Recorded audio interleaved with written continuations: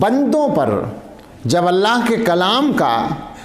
واقعتاً اثر ہوتا ہے وہ بھی ٹکڑے ٹکڑے ہو جاتے ہیں، ان کی شخصیت بھی بکھر جاتی ہے، اور اس کے بعد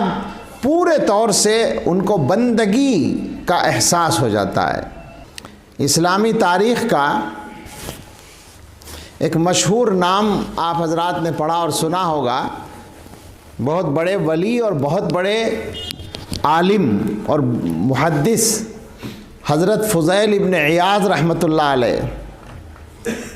ان کے بارے میں، ان کے حالات میں یہ بات مشہور ہے کہ ابتدا میں ان کا جو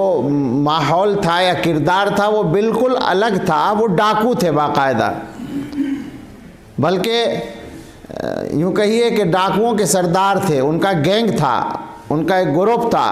جس کو ساتھ لے کے وہ ڈاکے ڈالا کرتے تھے۔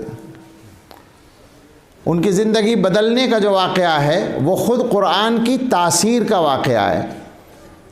یہ کہتے ہیں کہ ایک مرتبہ انہوں نے کسی جگہ ڈاکہ ڈالا، سامان جو گھر میں تھا وہ اکٹھا کر لیا ان کے ساتھیوں نے، اور وہ ظاہر ہے کہ سردار تھے، وہ نگرانی کر رہے تھے، رات کا وقت تھا، چوری تو رات ہی میں ہوتی تھی، سامان اکٹھا کیا جا رہا تھا۔ اسی وقت میں کوئی لڑکی جو تہجد پڑھنے والی تھی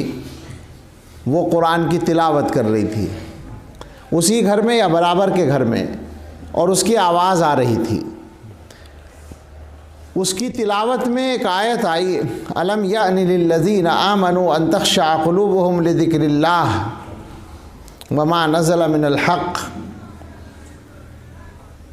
مفہوم اس کا یہ کہ کیا ایمان والوں کے لیے ابھی اس بات کا وقت نہیں آیا کہ ان کے دل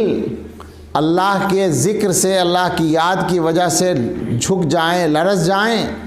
اور جو کلام اللہ نے حق نازل کیا اس کے لیے جھک جائیں؟ یہ الفاظ آئے، کیا ایسا وقت ابھی نہیں آیا؟ تو فضیل ابن عیاض رحمۃ اللہ علیہ کے لیے اللہ کی طرف سے وہی وقت آ گیا تھا، ان کے دل پر اس آیت کا اثر ہوا، اور فوراً انہوں نے یہ لفظ کہا، نعم قد آنا، نعم قد آنا، ہاں آ گیا، وقت آ گیا، اور فوراً توبہ کی توفیق ہو گئی، اور انہوں نے اپنے ساتھیوں کو کہا کہ صاحب تم لوگ جو ہے جتنا سامان تم نے لوٹا ہے واپس کر دو۔ اب وہ سمجھ میں نہیں آیا کیا حکم ہے یہ سردار صاحب کا، انہوں نے سمجھایا کہ نہیں بس اب ہم ڈاکہ نہیں ڈالیں گے، واپس کر دو، توبہ کر لی۔ تو اللہ تعالیٰ نے ڈاکوؤں کے اس سردار کو اولیاء کا سردار بنا دیا۔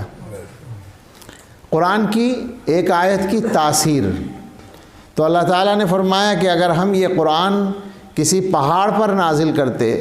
تو آپ اس کو دیکھتے لرزتا ہوا، دبتا ہوا، ٹکڑے ٹکڑے ہوتا ہوا، اللہ کے ڈر سے، اللہ کے خوف